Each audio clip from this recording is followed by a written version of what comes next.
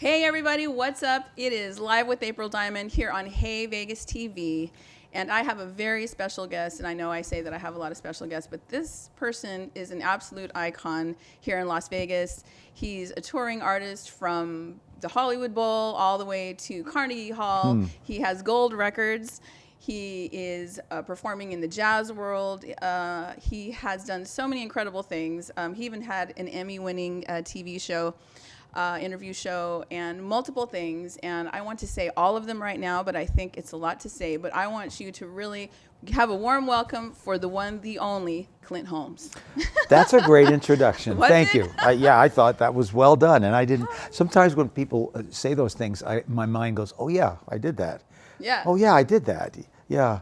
Yeah. That happens a lot. So I try to go through and get all of the things, but you have so many things, and there's probably a lot of people that are watching that know you that are probably going to learn some more things about you, about your tour that you're on right now, Right. and something you're doing new. You have the Reimagine Tour that you've been doing. You know, I have this thing about there are so many great songs, and Yes. only so long to sing them, right? Right, You know, exactly. and so I try to make sure that I'm constantly doing new material, which doesn't mean it's new. It's new to me. The show that I'm doing right now, and that I'll be doing here in Las Vegas at Myron's, the end of October 28th, it is called Let's Go Up on the Roof. Awesome. And the idea is that there's a place in New York called the Brill Building.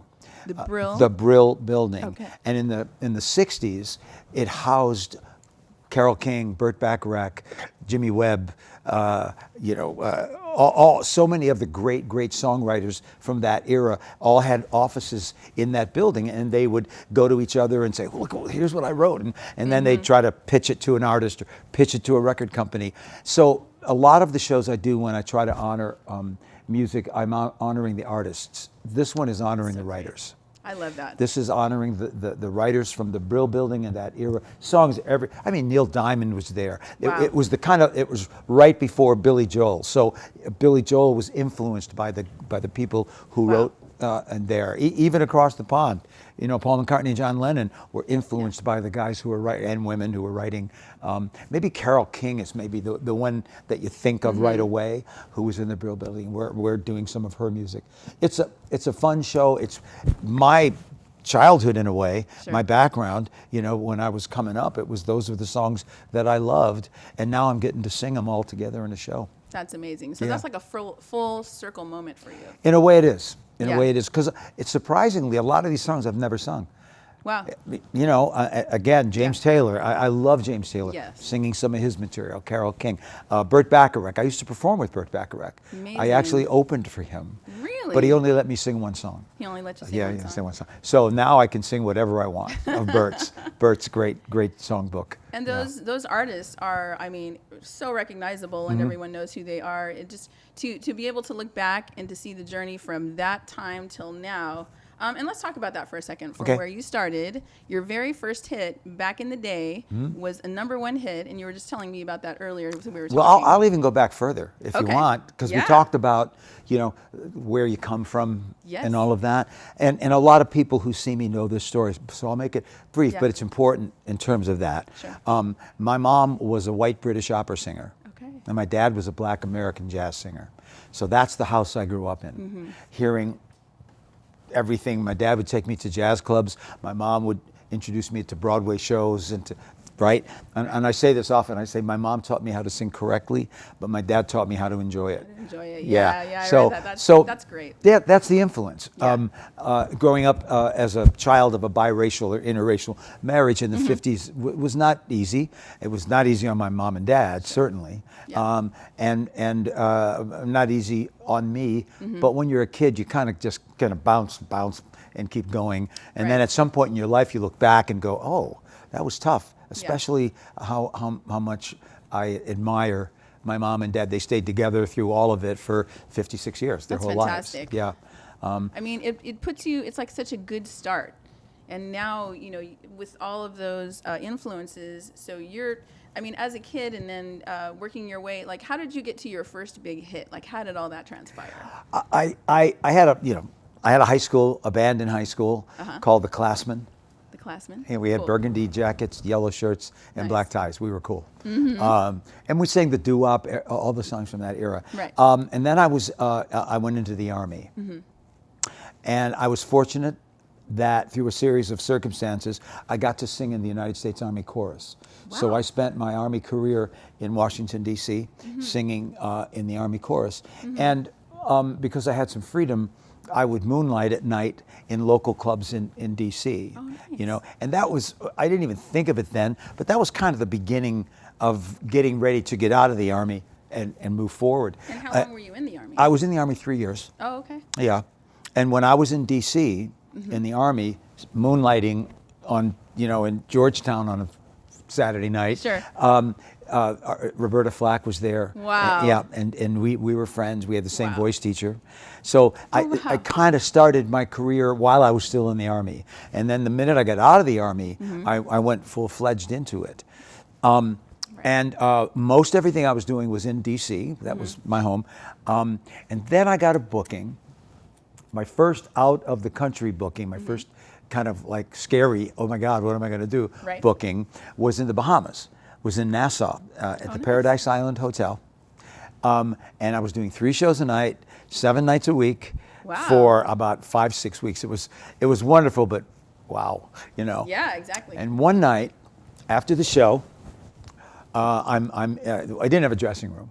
Oh, okay. You'd finish the show, you'd wait up for the elevator with everybody who had just seen you, Oh, yeah. and right. And I go into the men's room, and I'm kind of washing my face off a little bit, and I hear a voice behind me say, "You have a record deal?" And I'm like, "No, I don't." And he starts telling me about he had produced Johnny Mathis, and he had produced. Right. He had written a song for Perry Como. He Wow. had done a lot of that, and he says, "I have a song I think you'd like."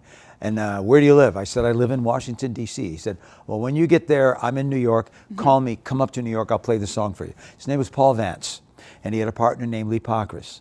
So when I got back home, I went up to New York, and they played this song for me that went, my name is Michael, I got a nickel. That's what everybody I got knows. My a-" name is Michael, right? Right.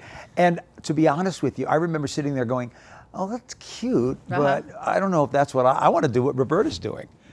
You know what I Yeah, mean? yeah, exactly. That's what I wanted to do. But we made the deal Yeah. to record 2 songs that Paul and Lee had written, and that would be one of them. And that came out came out in 72. Wow. And here's the genesis of the record real quick. Right. Record came out in 1972 and didn't do anything. No, it was like it was out and nothing happened. Yeah. And then I get a call from a friend of mine at Christmas time, and he says, "Hey, I hear your record all the time." I said, "Where?" And he said, "In Wichita Falls, Kansas." I said, and I called the producer, and he said, "Oh yeah, some guy in Wichita thought it was a Christmas song, so he's playing it. Don't get excited." By February, the song had broken out regionally all around that part of the country, and it was like number 99 on the Billboard charts, Wow. and it made it all the way up to number 2 on the Billboard charts. Wow. Yeah, took over a year. Wow. Yeah. And you made it, and you're thinking, how did this all happen? Right. Well, again, it got airplay and people Yeah. liked it, and the one guy thought it was like a Christmas song, right? And, Wow. Which And- it wasn't. But Right. so yeah, it And the was. name of the song is? The actual name of the song is "The Playground in My Mind." The Playground in My Mind. Yeah. And so it went to number 1 in Canada. It I went, read that. it went to number 1 all over the world. All over the New world. Zealand. It went to number 2 here in America. But when my record was number 2, the number 1 record was Paul McCartney's "My Love," Wow. and the number 3 record was Elton John's "Daniel." That's incredible. So I don't know what happened to those guys, but That's an incredible company, and what Yes. an amazing start. And we'll be right back to hear more about Clint Holmes' journey and what he's doing here in Las Vegas and around the country. We'll be right back.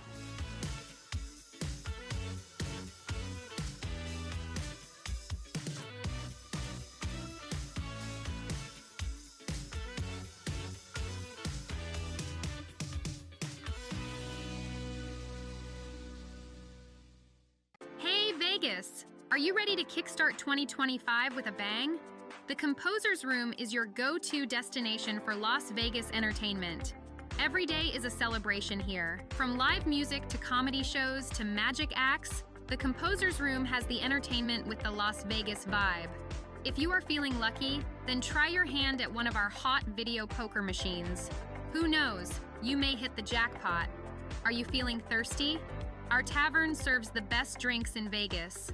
Whether you are a cocktail connoisseur or a beer buff, our bartenders got you covered. And let's not forget about the food. Our culinary delights are guaranteed to entertain your taste buds.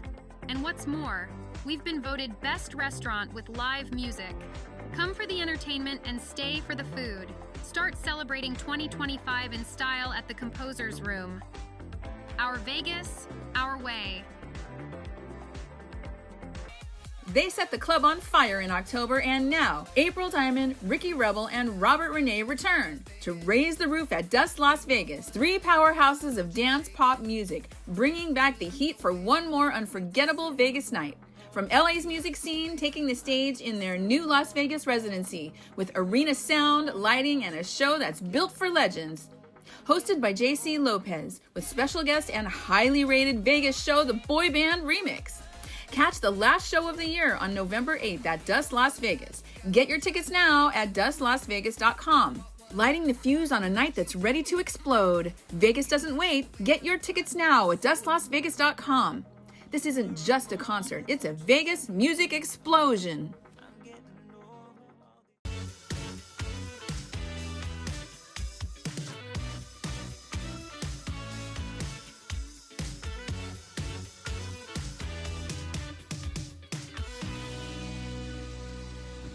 All right, we're back here on Hey Vegas TV, live with April Diamond, with the amazing guest. I'm a huge fan of Clint Holmes, and we were just talking about your first number 1 and number 2, but let's just call it all number 1. Why don't we just call it number 1? Just call it number 1, amongst some of the greatest musicians of our time. Yeah. And so you must have gone on tour then. I did. Okay. It was kind of strange. Much like the record, which had little kids singing in it, Sure. and all of that. The record was kind of hard to define. Mm-hmm. Well, what kind of music is this? It's not rock and roll. It's not R&B. You know, it's pop, right? Yeah. So putting me on tour also became kind of an interesting issue. Who's he going to tour with? Sure. They put me with a band called Kansas.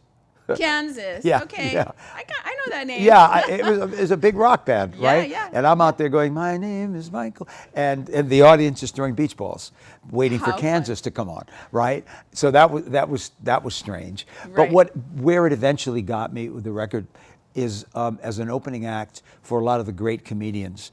Really? Back in those days, the 70s, 80s, Mm-hmm. the major comedians had music. Joan Rivers, Don Rickles, Bob Newhart, all of these folks Amazing. had music to open the show. Mm-hmm. And that's where I got to kind of step out and be seen in bigger venues, bigger arenas, Right. Atlantic City, Las Vegas, Reno, all around the country. That's So you played all those venues. I did. Wow. I did. I had a lounge band too, and actually, I was in I think it was Reno, Tahoe. It was Tahoe, and I'm in the lounge with my band, and we're doing 3 shows a night. Mm-hmm. You know, and on my night off, I was invited to go see Don Rickles perform in the main room. Mm-hmm. So I go down, and there's a singer who comes out first, who did 20 minutes. Mm-hmm. And I don't remember his name. He was good. Yeah. But I'm watching him going, he's doing 20 minutes on the big stage. I'm doing 3 shows, right? Yeah. And then after the show, when I went down to say hi to Don, Yeah. he had his own dressing room with like booze and flowers. Did you have your own dressing room by now? Yeah, you know, and I'm like, how do I get that? So I called my agent and I said, okay, so how do I transfer from being in the lounge, Yeah. 3 shows a night, 7 nights a week, to doing 20 minutes in this beautiful room in Right. front of a headliner? And he said, you have to get rid of your band. You can't have a band. You have to be a solo act. Solo act, so that's where that So started. Yeah. you know, I gently filtered away and began to get those gigs. And for a large part of my career, I opened for, Rodney Dangerfield, opened for almost huge anyone names. you could think of that was a major comedian at the time. Wow. Yeah. So was it that comedian connection that brought you to Vegas? Ultimately, it was Joan Rivers. Oh, Joan Rivers. Yeah. So you were a co-host with her, was that correct? I was her Ed McMahon. I was her sidekick Okay. announcer. Yeah. Okay. but we you had do worked- have an announcer voice. Well, I can. You know, I like that. Yeah. I had worked with Joan. I had toured with her Yeah. when she got her TV show in 1987. And we were backstage one night just talking, and she turns to her husband and she said, I know we have a musical director and we have the band. Do we have an announcer? And her husband said, oh, I don't think we do. And Joan says, say my name. I go, Joan Rivers. Perfect. No, say it bigger. Boldly. Yeah, right. So I'm literally standing backstage going, Joan Rivers, right? So they fly me to LA. This was in Atlantic City. They fly me to LA and audition me in a room with the head of the network and his assistant, Joan, her husband, and me.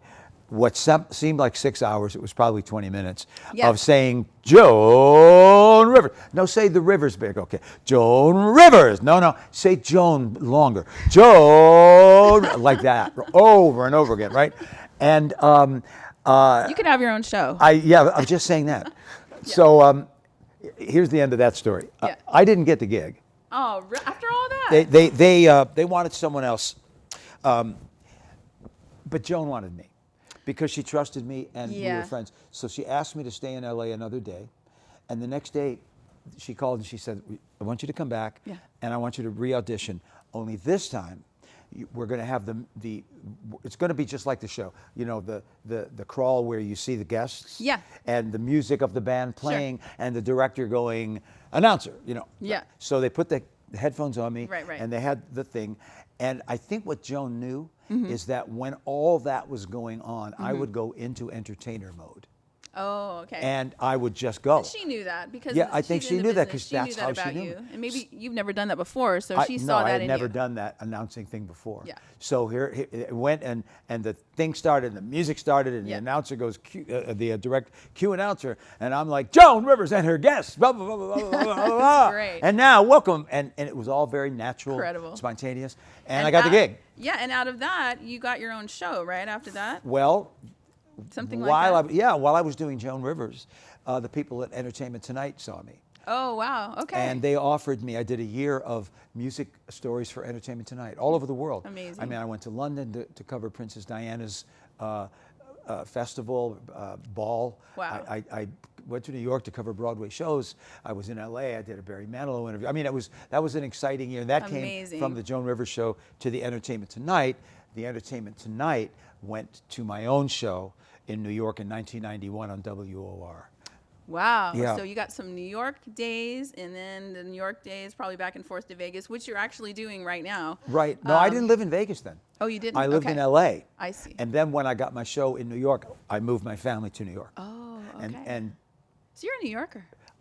I am a New Yorker, heart and soul. I'm telling you, there are so many New York transplants here in Vegas. New York, Vegas, there's something about that connection. Las Vegas is an energized city. Yes. I mean, I love Las Vegas. I love living here. Yeah. It's great. New York is the ultimate energized city. Yeah. I was just there 2 days ago, right? Yes. And I love the energy. I love the people. I love the bumping into people. Yeah. I love the people trying to get a cab while you're trying to get a cab. I love all that. Yeah, that's fun. All that. I love New York. Going to a Broadway theater and sitting like this. Exactly. You know, like, but we all love it, you know. Yeah. I'm Are you a LA, New Yorker?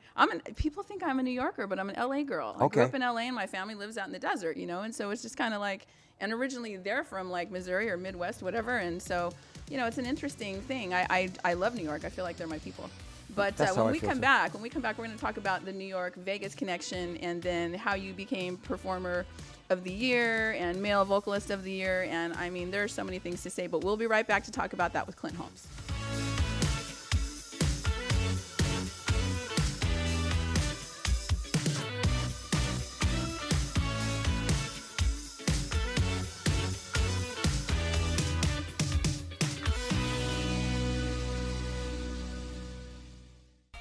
They set the club on fire in October, and now April Diamond, Ricky Rebel, and Robert Renee return to raise the roof at Dust Las Vegas, 3 powerhouses of dance pop music, bringing back the heat for one more unforgettable Vegas night. From LA's music scene, taking the stage in their new Las Vegas residency with arena sound, lighting, and a show that's built for legends. Hosted by JC Lopez, with special guest and highly rated Vegas show, The Boy Band Remix. Catch the last show of the year on November 8th at Dust Las Vegas. Get your tickets now at dustlasvegas.com. Lighting the fuse on a night that's ready to explode. Vegas doesn't wait. Get your tickets now at dustlasvegas.com. This isn't just a concert, it's a Vegas music explosion. Hey Vegas! Are you ready to kickstart 2025 with a bang? The Composer's Room is your go-to destination for Las Vegas entertainment. Every day is a celebration here. From live music to comedy shows to magic acts, the Composer's Room has the entertainment with the Las Vegas vibe. If you are feeling lucky, then try your hand at one of our hot video poker machines. Who knows, you may hit the jackpot. Are you feeling thirsty? Our tavern serves the best drinks in Vegas. Whether you are a cocktail connoisseur or a beer buff, our bartenders got you covered. And let's not forget about the food. Our culinary delights are guaranteed to entertain your taste buds. And what's more, we've been voted best restaurant with live music. Come for the entertainment and stay for the food. Start celebrating 2025 in style at the Composer's Room. Our Vegas, our way. Looking for a night out that's pure Vegas? Welcome to Jimmy Kimmel's Comedy Club, voted best comedy club in Las Vegas. Located at the Link Promenade, just steps from the High Roller, it's your ticket to big laughs from top comics handpicked by Jimmy Kimmel himself. No two shows are alike. Every night's a headliner, and every seat's a great one. Get your laughs at the best. Jimmy Kimmel's Comedy Club, only in Vegas, only at the Link.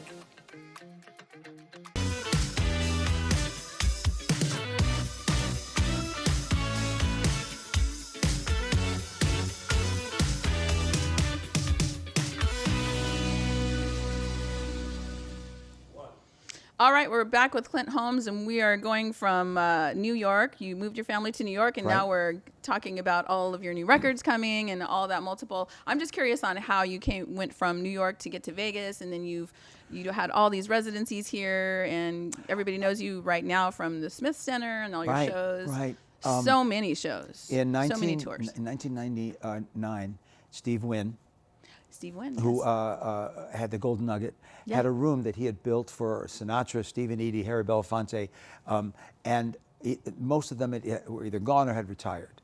So he called me and he said, I have this room. I may close it, but I'd like to take a shot with you. If you'd come out, he said, there was a great entertainer here at the time called Danny Gans. And I know Danny Gans. Yeah, Danny had kind of started from nothing and stayed, and his show, and so he said, I'd like to try to do the same kind of thing with you. So he said, I'll pay you for 9 months, even if I close the show in a month. That's the offer you can't refuse. Yeah, right? yeah. So I came out. I left my family back east because I didn't know. But Steve brought me here, and I played at the Golden Nugget from I think February to August. And when we closed the show, I had offers from the Venetian, Harrah's, and the Desert Inn, which is still there. Yeah, and we decided on Harrah's. Okay.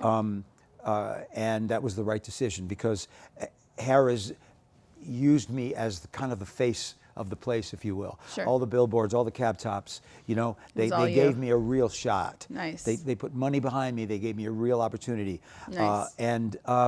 Within, it was a year deal, and within a few months of it, they came to me and said, we'd like to make it a 7-year deal, 5-year deal. It ultimately was a 7-year Amazing. deal that I was there. That's incredible. It was incredible journey. That's incredible. And you've since received so many awards and Performer of the Year multiple times. I keep talking about that. Yeah, I mean, there's so many to list. But let's talk about all of your upcoming shows. You have Let's Go Up on the Roof show, and you're going to premiere that here at the Smith Center, at Myron Smith Center, in October, you said? October 28th. 28th, okay. And it'll be a little different than what my fans and friends are used to seeing me do here. Yeah. Because this is one of those shows where you could almost sing along with every song. I love that. Yeah, I love that. Very familiar, very beloved materials. Like Sure. I say, Carole King, James Taylor, the Beach Boys, it's really fun stuff. That's so amazing. that's the show. And not only are we doing it here at Myron's, we're touring it. I actually did it twice last week back east, and we're going to Philadelphia in November. We're going to New Jersey to a theater in later October. So that show is actually kind of what I'm touring now. Right. But I have not done it here. I have not done it at Myron's. So that's very exciting. So that's this is the first announcement here on Live with April October Diamond. 28th. Yeah, October 28th. Yeah. And that's kind of under the umbrella of what you've been doing, which is the Reimagine Tour of all your favorite And what I composers. love about that concept is to reimagine anything. Yeah. It gives you the broadest brush you can imagine.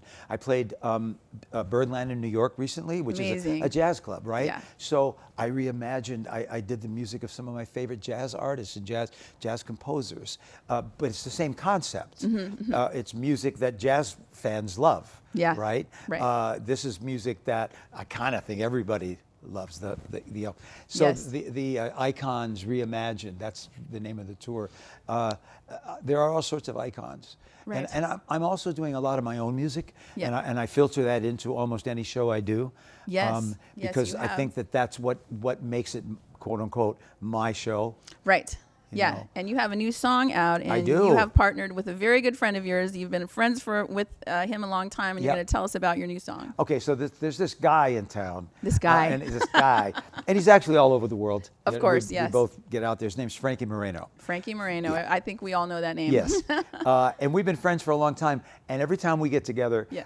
it always ends with, we got to write something together. Like, that thing. For And- like years. Yeah, forever. And we were together, my wife Kelly and I and his wife. Yeah. And we started that thing, and his wife said, oh, you guys are never going to write keep together. talking about Yeah, it right, when you you're keep actually talking. gonna do it. And so we took that as a challenge. Yeah. And we got together, and I had a title of a song in my mind for a while called, the ultimate title is A Good Man Now. What I had in my mind was, I've been a bad boy my whole life, but I'm going to be a good man now. Really? Yeah. You were a bad boy? Hasn't everybody been a bad boy? I guess we've all had our Or a moments, bad right? girl? Yeah. I think we've had our moments. We've had our moments, But it's the idea is redemption. The idea Sure. is in the particular song, if you were going to go like this, you'd probably say it's about a relationship. Oh, okay. It's about I've messed up so many times, but I don't want to mess this one up. So I'm going to be a good man now. Like because you've of learned from your mistakes. You've learned from your and mistakes. You want to evolve and really Exactly. go forward with and that's a universal purpose. thing. It can Yeah. be it can be so many. It doesn't have to be a romantic relationship. It can be anything. True, true. I love that. Because so the song I think has a universal message of redemption. You hit it. Of redemption and becoming better and learning from your past I love and that. wanting to evolve as a human being. Yeah. Yeah, Um, exactly. and the fact that we're putting it out around the holidays, December 6th. Oh, wonderful. Will So be the the new song release will date. be out December 6th. December 6th. And because of the message of it, we're talking to a couple of people about tying it to a charity that would Yes. have that message. Most of my charitable work right now is with kids, music, positively arts, and that and Broadway in the Hood, Yeah. helping kids. But I think this one, because it's about redemption, Wonderful. can be connected to a charity that is about redemption, Yeah. about a second chance, Yeah. about moving forward. I love that. And I feel like that in the world today, and you telling your whole entire story is really inspirational to a lot of people that are watching, not only here in the United States, but all over the world, because Hey Vegas is being seen in many different countries. But that story is really important because you're passing on kind of a legacy, right, of what you've been able to accomplish. And Yeah. so somehow it makes somebody that's young think, well, if Clint can do it, maybe I could do it. And it gives that inspiration. So where can we find your music? Where can we find all the things you've recorded and just Well, so I many, think it's on most of the platforms. most of the streaming platforms. streaming platforms, So you're yeah. on Spotify and you're on iTunes. And yes. just look up Clint Holmes and it will all be there. Clint Holmes Music LV. Clint Holmes Music No. LV. Clint Holmes what? Music.com. We have to check with the boss. I have all these things. ClintHolmesMusic.com. ClintHolmesMusic.com. We can Yeah, definitely do that. but this is the first single I've released in 6 or 7 years. Oh, wow. Yeah, and it's with Frankie. Frankie and I wrote the song, so that's Yeah. kind of cool, and he's excited about it too. So will you be performing that here with him soon when it releases? December 6th. Oh, wonderful. Perfect. Yeah, we want to keep it slightly under wraps until then. Keep it under wraps Yeah, a until, little okay. bit, a little bit. All right, we'll just keep this on the DL. But again, it was first on my show. I'm so excited. That's and exciting. It is. I'm very blessed, and I'm not saying that. I'm just very blessed that I have my kids say, you know what, Dad, you've never had any job except the job you love. Yeah. You've always been able to. That's great. To sing, make a living, put the kids through school, all that stuff. And as a singer and a songwriter. The other thing is you have a Christmas show. We got to talk about the Christmas show because people are making their Christmas plans, so everybody Isn't that? needs to. I don't know why, but this year, I'm already excited. I love the holidays. Same. But this year, about 2-3 weeks ago, I started going, come on, Christmas.